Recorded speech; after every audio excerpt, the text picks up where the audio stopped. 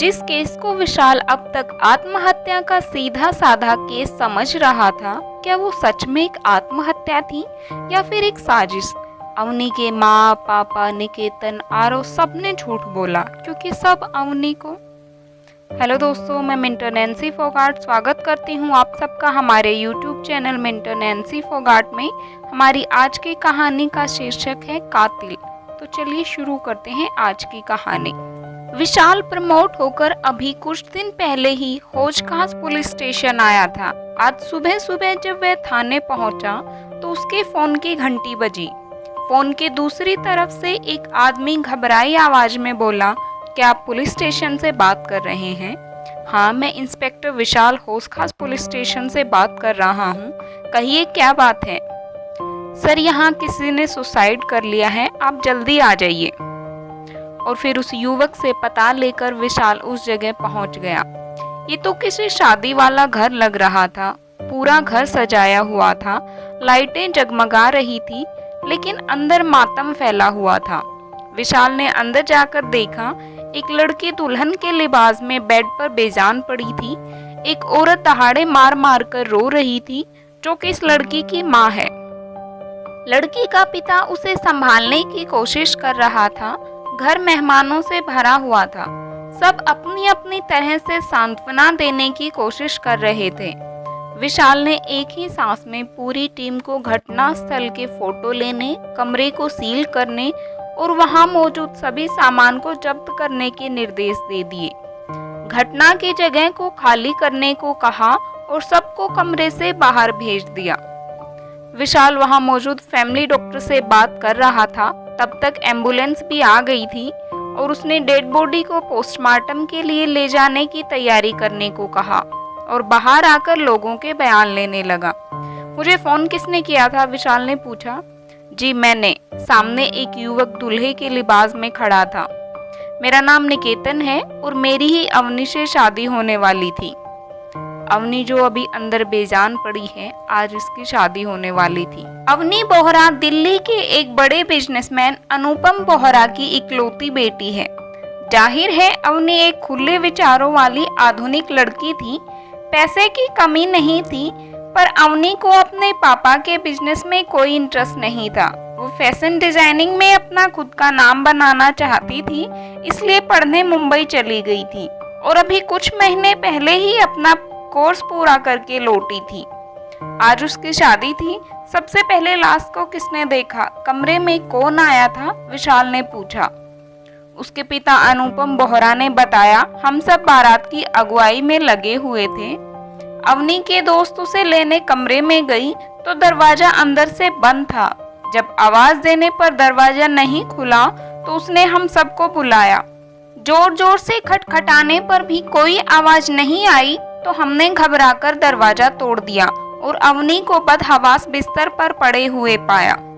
शादी में मौजूद फैमिली डॉक्टर ने बताया कि अब वो हमारे बीच नहीं रही।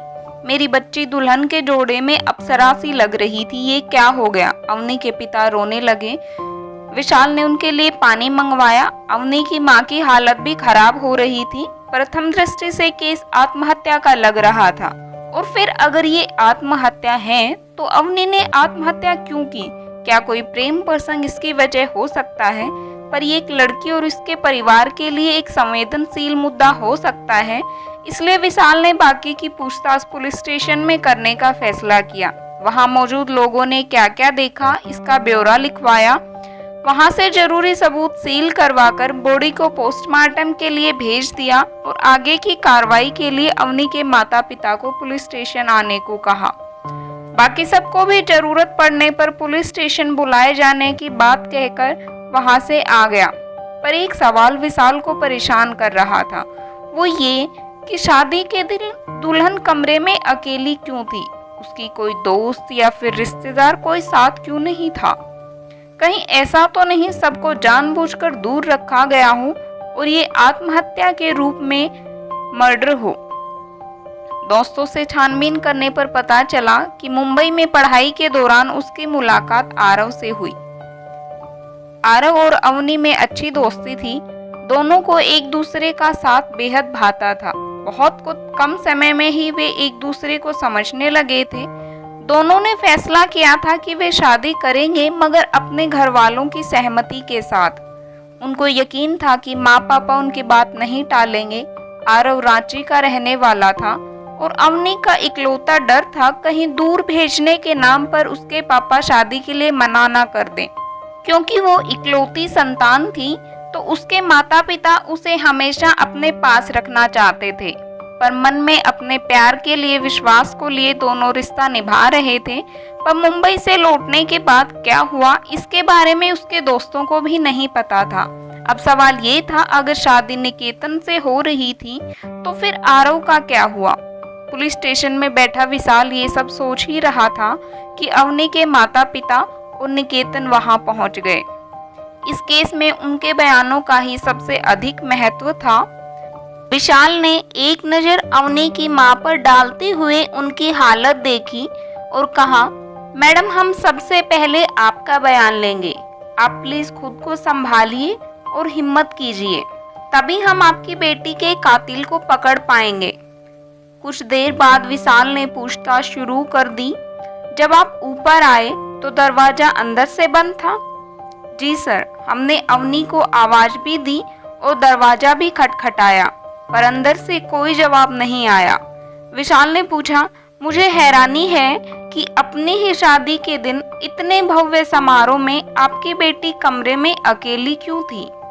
कोई रिश्तेदार, भाई बहन, दोस्त उसके साथ क्यों नहीं था? कहीं ऐसा तो नहीं ये सब एक सोचे समझे चाल थी? हेलो दोस्तों, क्या सच में अवनी के माता पिता ही उसके कातिल हैं? जानने के लिए देखिए आगे का दूसरा भाग, लिंक डिस्क्रिप्शन में दिया होगा।